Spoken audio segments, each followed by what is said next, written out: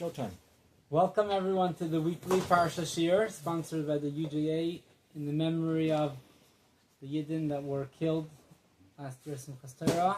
May they all come back to life, be the promise of resurrection, and may God take revenge of their blood and for the success of all the soldiers fighting on our behalf. Amen. This week is Parshas Vayishlach. Our sages tell us Vayishlach is the Parsha that talks about the messengers, which we'll talk about in a moment, that Yaakov sent to Esav, his brother. Our sages tell us one should always open with a milsa de bdichusa, that means a matter that will open up the mind of the crowd. A joke, you can translate it as a joke, especially for Eliezer. Yes. I need something to open up my mind. There was It's very closed and hard-headed. a Doesn't person let smart in, doesn't let stupid out. in prison, There you go. and he said, "I wonder why I was put in prison for impersonating a particular politician. All I did was I sat and did nothing."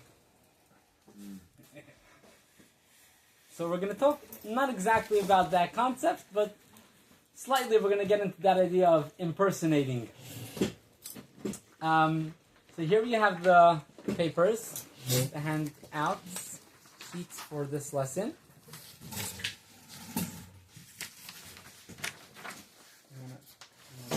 Eliezer, here you have one. So there's two quotes here. We're going to start with the second one, actually more like the end of the second one. Always a question where to start from. A lot of times I like to start from the end. So we're going to start from the end, but we're first going to give a first briefing of the Parsha. So our Parsha begins with Vayishlach Yaakov Malachim. Yaakov sent messengers. Angels. Angels or messengers, different opinions. So Rashi says the Malachim means literally Malachim, correct? He sent the angels to Esav to see what's going on. And the angels came back and they told him, Esav is not interested in greeting you. He's not interested in making peace with you. Let's remember that Yaakov actually ran away from his father's home because Esav wanted to kill him. He was hoping that after 20 years, things relaxed. Things got a little better. But the angels came back, the messengers came back to Yaakov, and they told him, Esav is not ready for peace, he's actually heading towards you with 400 men. Then the Torah tells us in length, Yaakov's strategies on how to greet the upcoming attack. And one of the main strategy that he took was to actually flatter Esav. He respected Esav a lot. He gave him gifts, and he bowed to him. He called him his master. And Esav became very soft when he saw all of that. He bowed in front of him, by the way. Hugged. Not to him. Bowed in front of him, correct? And Esav softened, and he hugged Yaakov, and he made peace with Yaakov. The Torah then goes on the rest of Yaakov's journey. Esav wanted Yaakov to come with him. Yaakov said, we're going to take it a little slower. We have kids with us. We're not going to be moving as quick. And he finally parts from Esav, tells us the rest of Yaakov's journeys. He met Esav's malach, Esav's angel in heaven. On the way, there was another whole story over there. He battled with that angel. And he finally made it in peace back to Eretz Yisrael. The end of the Parsha, the end of the Torah portion, ends with the history of the kingdom of Esav's kingdom. Look at the second source before we go through the full source. Just want you to look at the last line. The last line in the Hebrew says, Ve'ela ha-melachim asher molchu. These were the kings that ruled I think there's in the Bima, I believe. These were the kings that ruled in Edom. The Torah tells us that there was kings that ruled in Esav's land. How many kings? I believe it was 8 kings that ruled in Esav's land in Edom.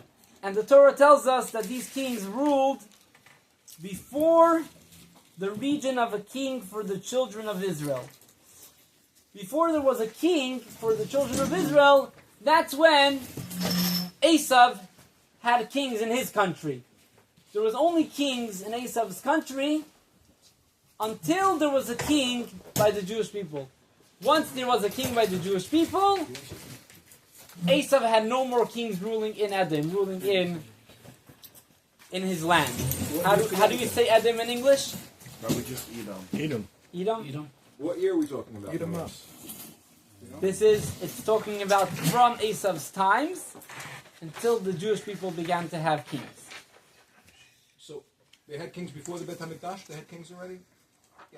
Yeah, David HaMelech, Shaul HaMelech, there was a few kings before the Beit HaMikdash was built. Okay, so that's the end of the Parsha. It talks about the kings of Edom. The kings that ruled in Edom. Let's go back to the beginning of the Parsha.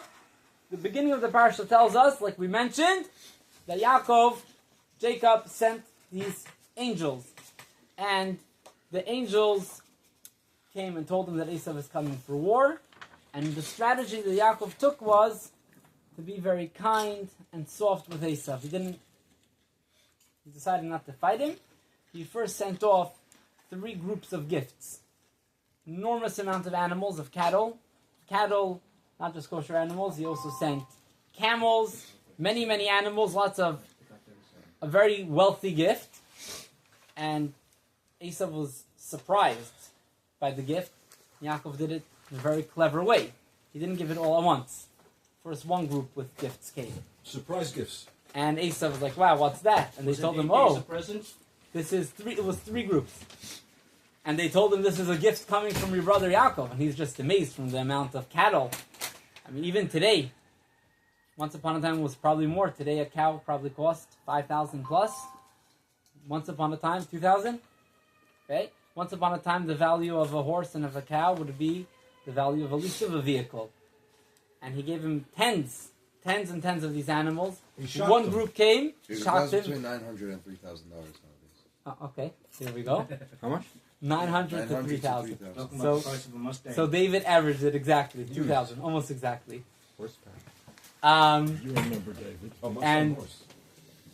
And then he gave him another group with gifts came. And again, what is this all going on? They told him this is a gift from Yaakov. Esau was just totally shocked from the gift. And then when Yaakov came, he bowed in front of Esau. And then Esau ran to him and hugged him. How much time had passed since they hadn't seen each other? About 20 years. Or 35 years? if you count the years that he learned in Shem and Aver, yeah. 35. So, that's the beginning of the Parsha. Now, as the title of this year was, 36. is it okay to flatter Rishaim? Is it okay to flatter wicked people? Esau, we know, was a wicked man. And we see here that Yaakov decided to flatter him in order to rescue himself. And as a matter of fact, he actually called Esau my master 8 times to refer to Esau as my master. Adoni. And to himself, Adoni, exactly. To himself, he referred as Avdecha, your slave. Let's look at the second quote. At the moment that Jacob called Esau, my Lord, the Holy One, blessed be he, said to him, since you abused yourself, and you called Esau, you referred to him as your Lord, you lowered yourself 8 times, as you live, I will establish 8 kings from the descendants before your descendants. 8 generations. 8 generations of kings will come before you will have kings. Why? A punishment, seemingly a punishment, for Yaakov flattering Esav. How long? 8 generations. I don't know Save it till the exactly. end. For the end. Huh? 60 years. I'll save it for the end. That's nowadays 60. 160 years? I don't. A generation is 20 years. Well, not That might necessarily be was. nowadays. Not necessarily was it exactly 20 years. It was until the time that the Jewish people had a king. So it could have been a few hundred years. Either way, so we see here that Yaakov was punished for flattering Esav. Now, going back to the end of the Parsha, where it talks about the kings, the Torah lists where each king came from. Each king of Edom's kings. Random places. By one of the kings, the king of Yovav ben Zerach from Batzra. Rashi, which is again the main commentary on the Chumash, Yaman. Mibatzra. So Rashi tells us that it's not from Yemen. Rashi actually tells us he was from Moab. Moab is probably today. They have maps of all No, the no. ancient No, crops. today it's Yemen. Today it's a town in Yemen today. So it could be today they That call time, it. all the Middle East, including Jordan, it was Moab, called Moab. So Moab. either in Yemen, I think it's more But today, According to Google, it says Jordan. Jordan. Yeah, I think it's more closer to Jordan. It could be it's part of that general then they make kingdom. Either way, then they separate country yes, to Yemen and Jordan yeah, okay. and Saudi Arabia. So that's the one time that Rashi tells us where this king was from Moab. Everything else Rashi leaves blank, which is obviously interesting. Why the only place that Rashi needs to address, commentary has to address, where it was from this city and this king of coming from Moab. Yes, God says God will take revenge in this city, which we're going to talk about that, in the city of Batzra. Of Batzra, God will take revenge of the city. So So you think that's the only? That's the only one- That's the only king that he talks about. where he was from, that he explains where he was from. Moab. Yeah. Yes. So, in order to understand what's going on in our parsha, did Yaakov do something wrong by flattering Esav by calling him his master, and why it's important to know that this king came from Moab? We'll actually go back to the previous parshas, the previous Torah portions.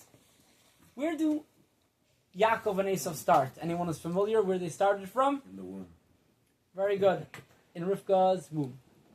When she was pregnant, when she was expecting, she was having a very difficult time, to the point that she wondered, and she questioned herself, why am I looking to be expecting to have children? It was so painful. Either you can understand it as physical pain, but also the Medrash tells us a very interesting experience that she had during the time that she was expecting. When she would pass by a synagogue, she would feel kicking. When she would pass by a house of worship to other idols, again she would feel kicking. And she was extremely confused. Is my child like schizophrenic? Like Bipolar? bipolar? What is his deal? Sometimes he's kicking by the shul, sometimes he's kicking by the idol houses. And she was very troubled. And she came to the prophet of the time, and she asked the prophet what's going on. And the prophet told her, well, let me give you news. It's before the ultrasound times. You have twins, and that's why you're feeling kicking at two different places. It's not the same baby. One baby is kicking at the shul, one baby is kicking at the idol homes. Places. Yes, the worst places that they're Avodah worshiping Avodah Zarah. And he tells her, there are two nations in your stomach, in your womb. Two separate people shall issue from your body. one people shall be mightier than the other, and the older shall serve the younger. Commentary tells us, one people shall be mightier than the other. Which one should be mightier than the other? I think we already know the Jewish answer to side, that. Yaakov. No, Esav. Oh, no? no, Esav's mighty. no. That's Sometimes Yaakov, sometimes Esav. because they're technically both older. Sometimes. So it's both And the ends. rule is, only one at a time. Kishazek come, when one stands, the other falls. Kneels. That's what Rashi tells us. But look at the end of the verse. The end of the verse doesn't say, one people shall be mightier than the other. The end of the verse says, the older shall serve the younger. Blank statement. The older shall serve the younger without any exceptions. He was older. Who was older?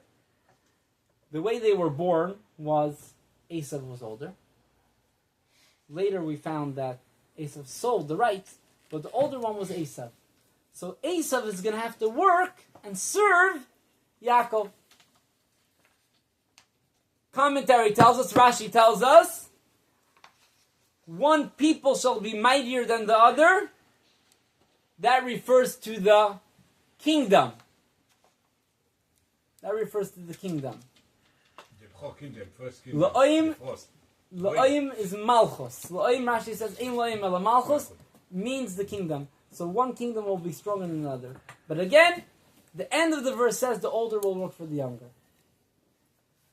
From here we see that even when one kingdom will be stronger, again, it's going to be one at a time, even if the older son, Esav, is going to, at his high times, when he's going to be the king, he's going to have the rulership. His most successful time? Even at his successful times, what's going to remain? The mightier one, the older one, will serve the younger. So even in his good, successful times, that he's going to be standing, and the Jewish kingdom, the Jewish nation, is not going to have a king. They're going to be on, how do you say, Yaakov? Kneeling. They're going to be kneeling. Even at those opportunities, even at those times, V'rav Yavet Sar, the older one will still serve the younger one. When we come to the end of the Parsha, when we come to the end of our Torah portion, it says that there was kings that Edom had, kings that Esav's nation had. Right away raises a question. The question becomes, how can it be that Esav, Edom's time of having kings is just as the same as the Jewish people having kings? Why don't we notice that there's some sort of difference? Why don't we see the V'rav Yavet Sar, that the older one has to be serving the younger one?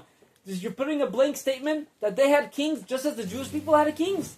It can't be. We have to see a difference. Even in their successful times, they can't be the same as the Jewish people, because the older one still has to be serving the younger one.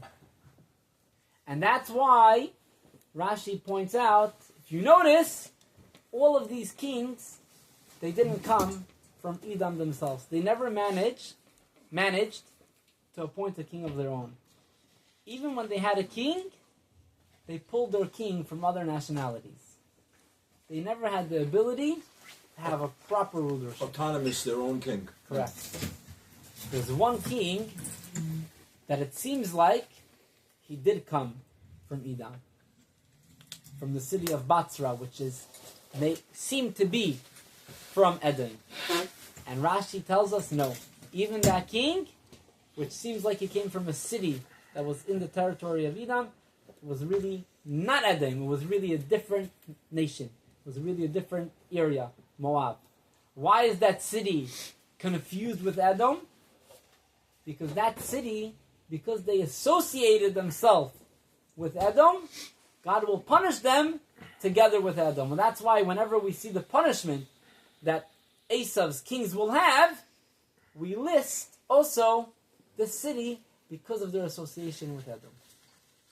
The famous affair with the blood soil. The famous The Almighty says that I will dirty all of my clothing with blood.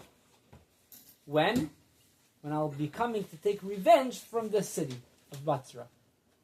That's one of the haftorahs of the week. Yes, Yaakov.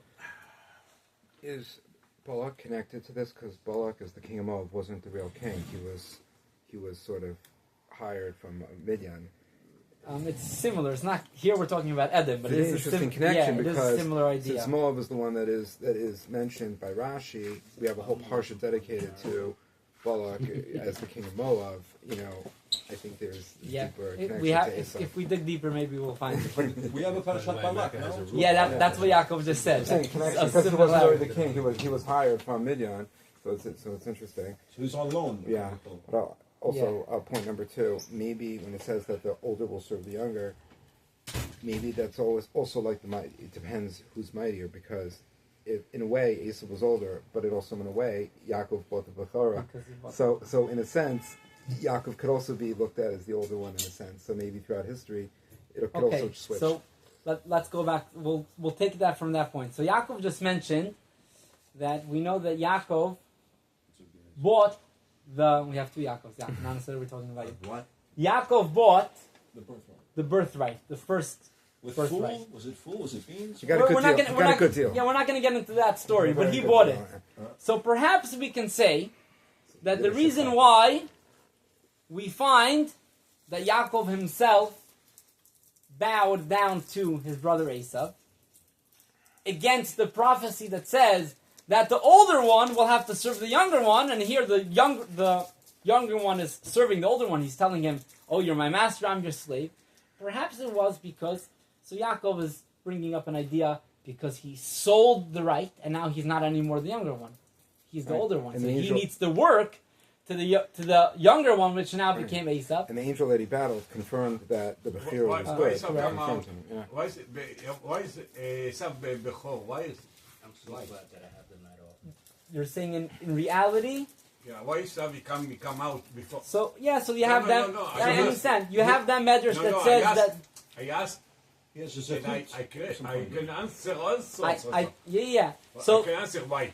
So he's.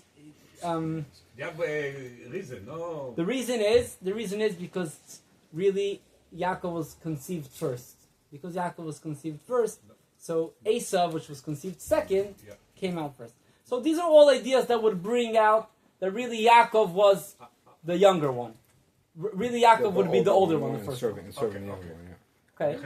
Give me 1 minute. I think they shall come out first because the Bechor it's power. It's power. It's גאווה. זה כוח. אין קדושה, כוח. צדיק.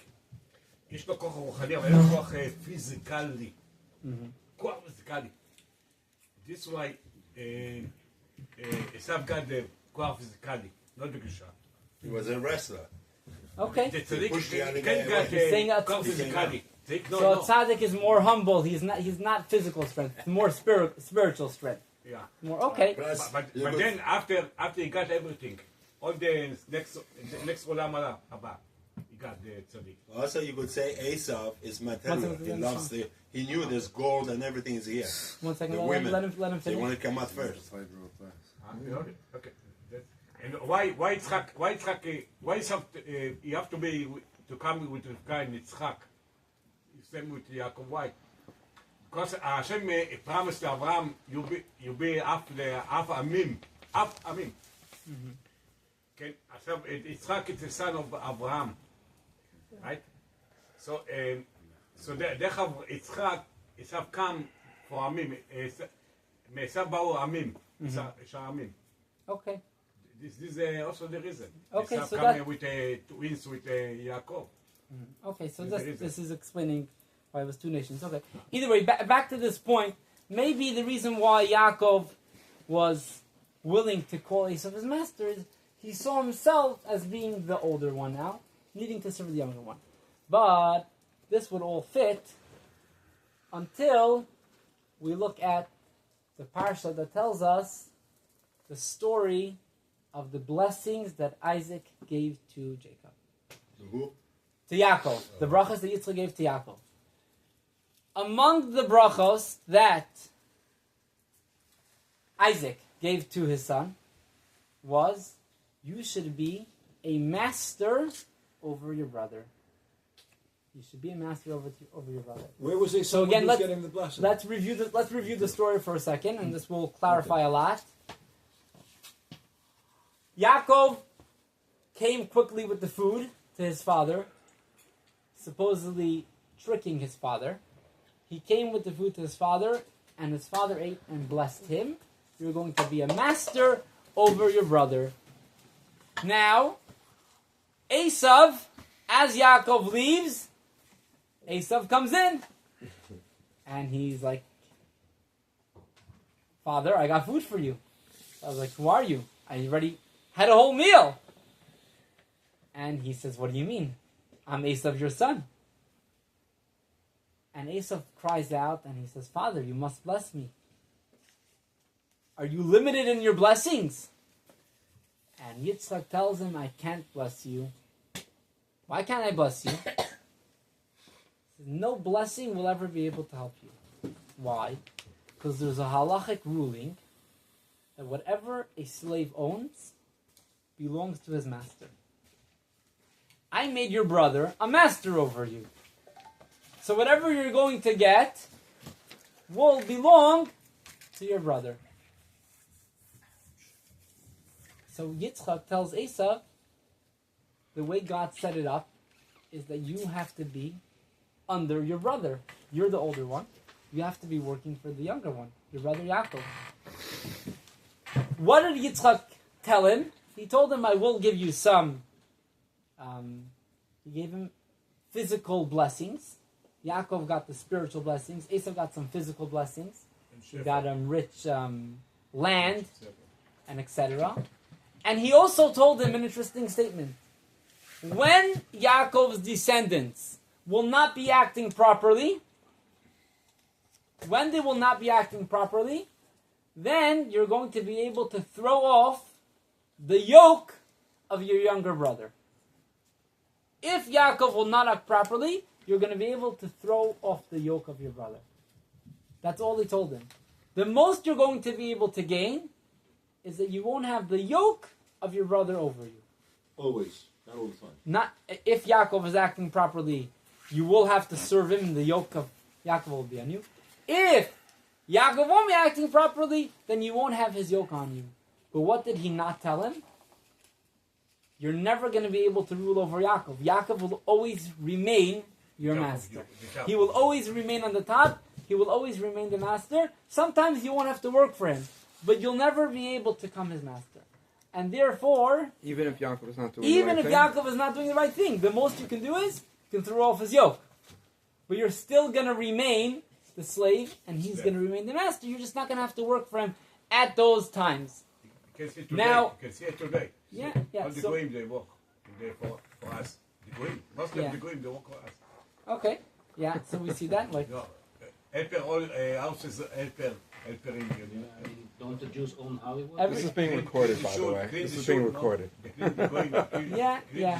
So we see how Yidden always have the greater stand. The Jews Now, produce the movies and This play goes actors. back to raising the question, in that case, why was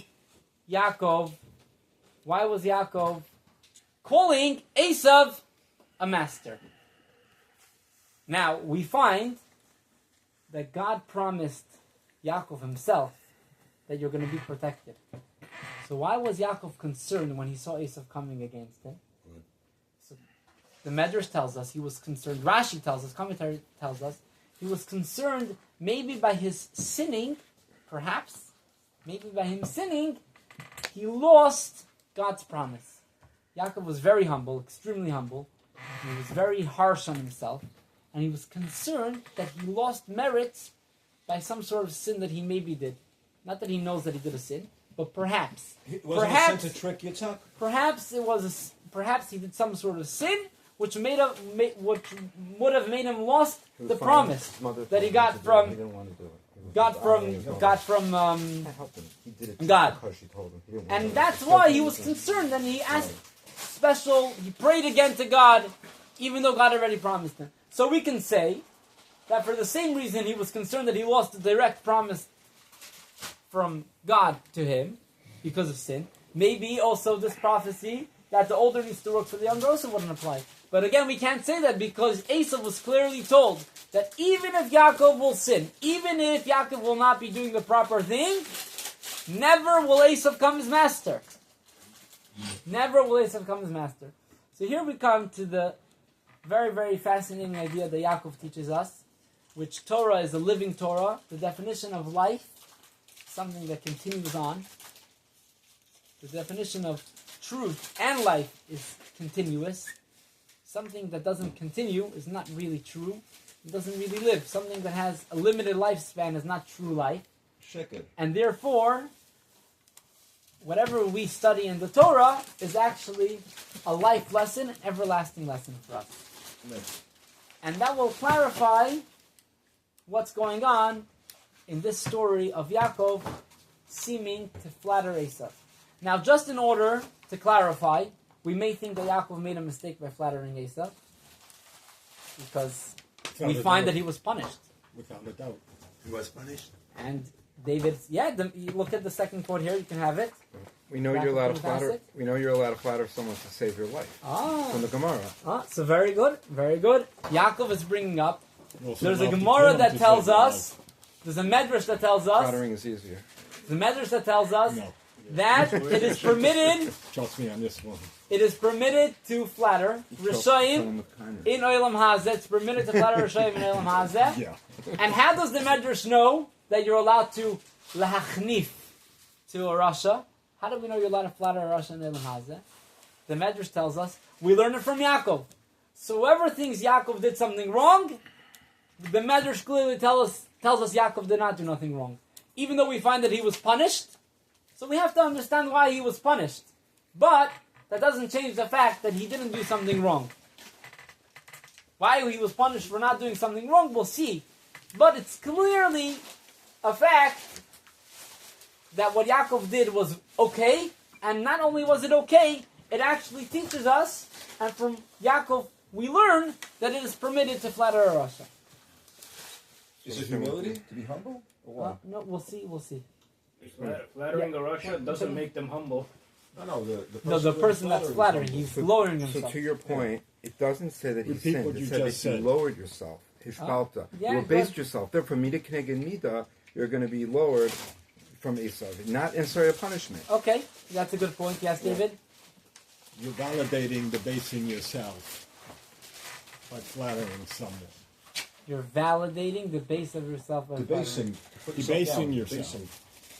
You're lowering yourself. So, and the you will que- maintain that status forever. So that's the question, what's going on here? If Yaakov was supposed to be the master, why is he lowering himself? Very good. So here's the idea. This is again the living lesson. So let's focus on this. We're also by the Ferengian, we're going to touch upon this, or even a little more than touching upon it. We're going to get him talking about this concept, because this is the practical lesson that we take from Yaakov in our Parsha. When we encounter evil, when we encounter darkness, And you know who you anyone are. feels like they ever deal with that? Never, Rabbi, never. Anyone else is on the never side? That you have to deal with bad, with evil. Anyone ever feels he has to I deal live with for evil? All the time. All the Okay. time. I It's think my most life. people have to deal with it. Every morning when I get up. So there's two Don't get approaches. There's two approaches That's a of good how idea. to handle evil. And when we talk about handling evil doesn't just mean avoiding the evil. It means how to deal with it, how to associate with it, how to encounter it, and how to interact with it. One way of encountering evil is with light. The nature of evil and of darkness, because evil and darkness isn't something real, it may appear to be very big, like a big, big balloon, but it doesn't have any real substance to it. Why? Because God is good, everything is God, and even evil is created by God for a certain purpose, which we're not going to get into it so length now. Next week. But because evil doesn't have a real true existence, evil, like we said, it's not, life is something that stands forever. Evil is not something that stands forever. And sheker, the shin, doesn't- the kuf, and the resh also. Very don't good. have They're to- all on very good. Charlie's One leg they mentioning have. all of the letters of sheker. Interesting, the Hebrew letters of sheker, shin, kuf, and resh. They all stand on one leg. They don't have a proper base. Emet has two. MS, all of the letters of MS, the Aleph, if you guys know how the letters look, the Aleph has two legs, the Mem has a full base, the Taf has two legs. Because Sheker doesn't have a true standing, falseness, evilness, darkness doesn't have a true stand, therefore, the one way to handle the darkness, to handle evil, and counter evil, is with light. What does light do? Tanya, the Alter Rebbe, Reb Shner Zalman of Liadi, he's the father, the first Chabad Rebbe, he's the father of today's celebration. Today's celebration is Dov Ber, Rabbi Dov Berbrisky. He's named after the Chabad Rebbe, his name was Dov Ber, the son of the Alter Rebbe, the second Chabad Rebbe. So the Alter Rebbe in Tanya tells us, darkness, the way you handle with darkness, one method is light. What happens when you bring light into a room? Automatically the darkness just moves away.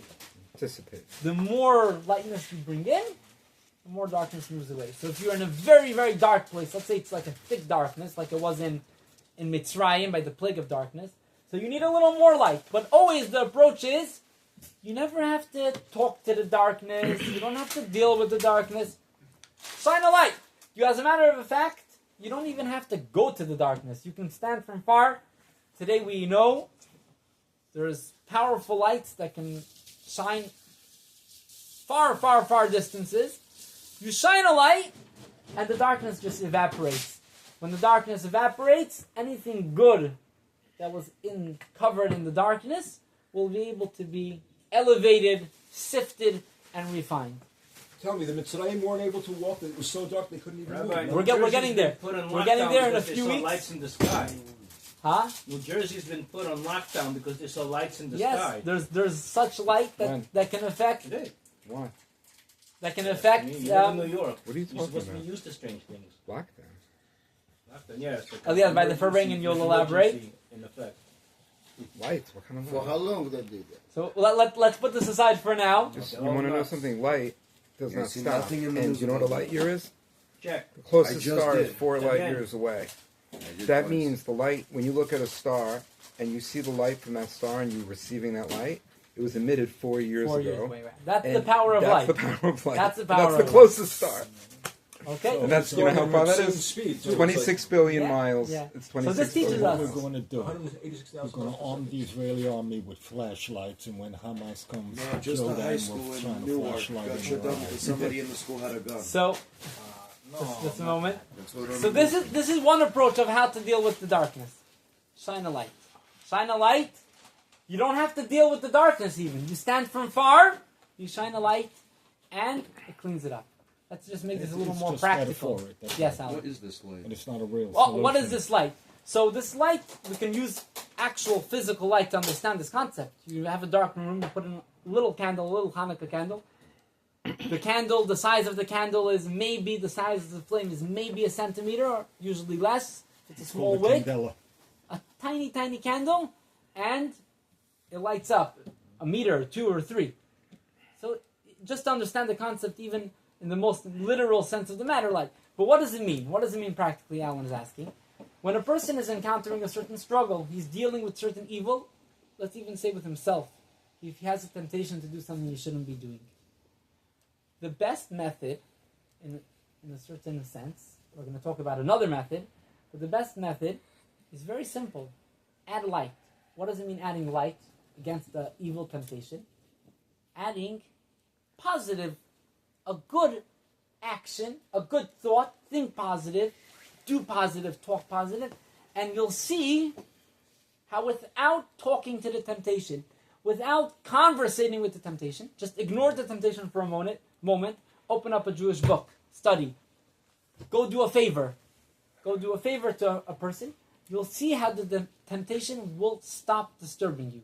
So when you have that temptation, you feel like it's choking you and you have to do it. You can't do anything about it. What does the Balatani, the Alter Rebbe, tell us? Add some goodness. Add some light to your life and you'll see how that temptation will just evaporate. Again, darkness is like a big, big balloon. It can choke you. A balloon can choke you. An airbag can choke you. That's why you have to be a certain age in the front seat. But you just need a little needle and the balloon pops. So you have light. That light, you'll see, it's going to clean you up. Just let the light in and the temptation will disappear. The evil desire, the evil thought you're starting to think bad about a person. Just focus. It's very hard, but a person could control his thoughts. Start thinking good about him. You're upset at a friend, you're upset at a sibling, you're upset at a parent. Stop thinking those thoughts and focus. Oh, what did my parents do for me good? How much did they help me? How much did they raise me? How many diapers did they change? How much did they feed me? How much money did they invest in me? And you'll see, over not too much time, those negative thoughts will move away. There's another way of dealing with darkness. There's another way of dealing with evil.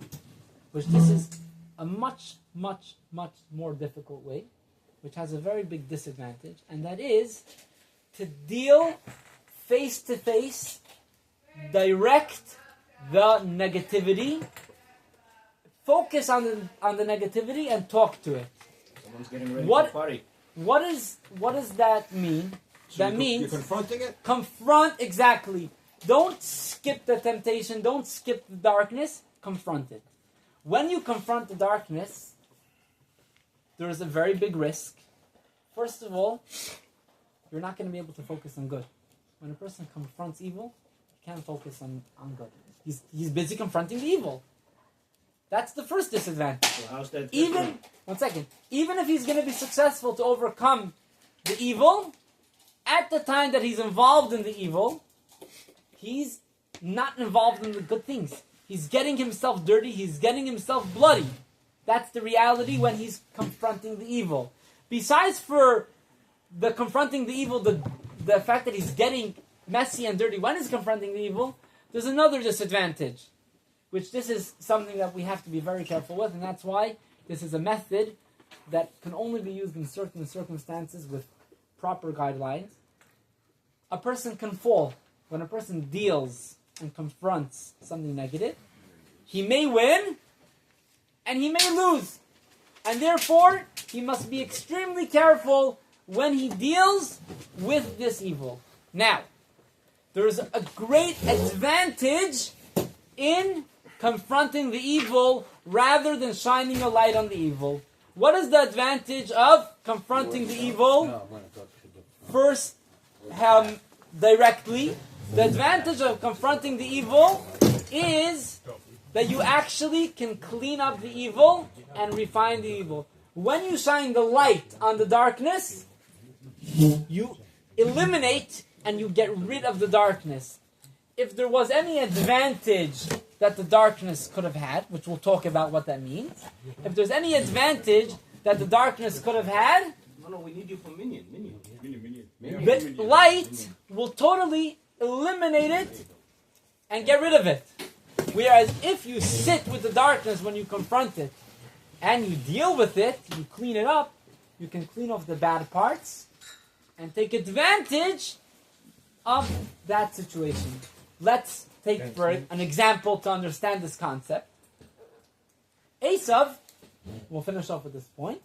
Esav,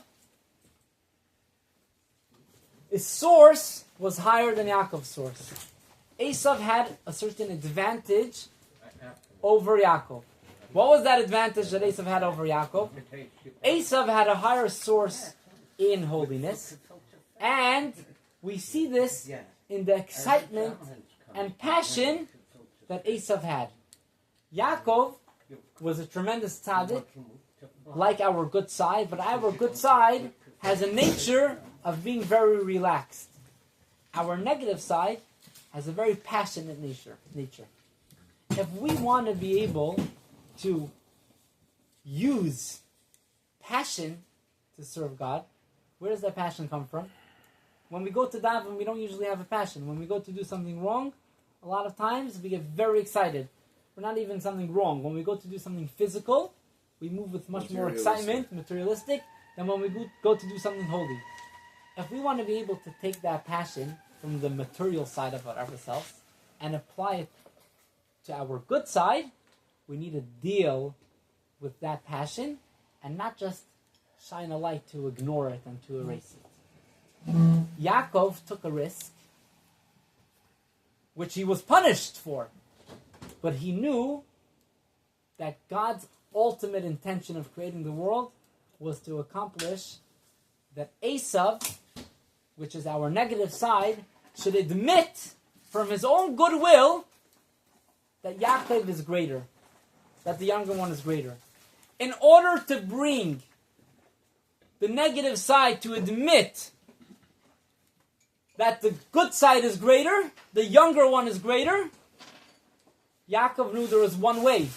He can't shine a light, because then he's going to get rid of the negativity. The negativity won't be able to admit to him, won't be able to take the advantage of Esav. The only way he's going to be able to take the good out of Esav by Esav's goodwill is, for the meantime, flattering Esav, calling him his master, letting him feel good. And what happened? We'll finish off at this point. What did Esav tell Yaakov after he saw all of these gifts? After he saw Yaakov bowing in front of him, after he saw Yaakov respecting him and calling him his master, Esav told Yaakov, you know what, my brother Yaakov, you can keep it all. I now agree that you are greater than me, and that you are the main son of Yitzchak, and you are going to lead the way. And Yaakov got himself dirty, so to speak. He lowered himself, like Yaakov pointed out. He didn't do a sin. He lowered himself, which is a disadvantage to lower yourself. But he gained that Esav admitted from his free will that Yaakov was greater. Which means for us that our material side of ourselves should agree to come to the service of God. That we should be able to run, to do the right thing with the same passion and same excitement that we go ahead when we do material things. Amen. Esav didn't take any of the presents? All that he offered him, he said, keep it. Yeah, He took it in the end. he said, he said, you can keep it, and Rashi tells us he admitted to the brachas. But did he accept the gift in the end? It seems that Yaakov insisted. It could be, but the point is he admitted to the brachas. He admitted to it. Yes. What's interesting is when they parted, he didn't go with him. He was like, enough is enough. He still had more work. Yes.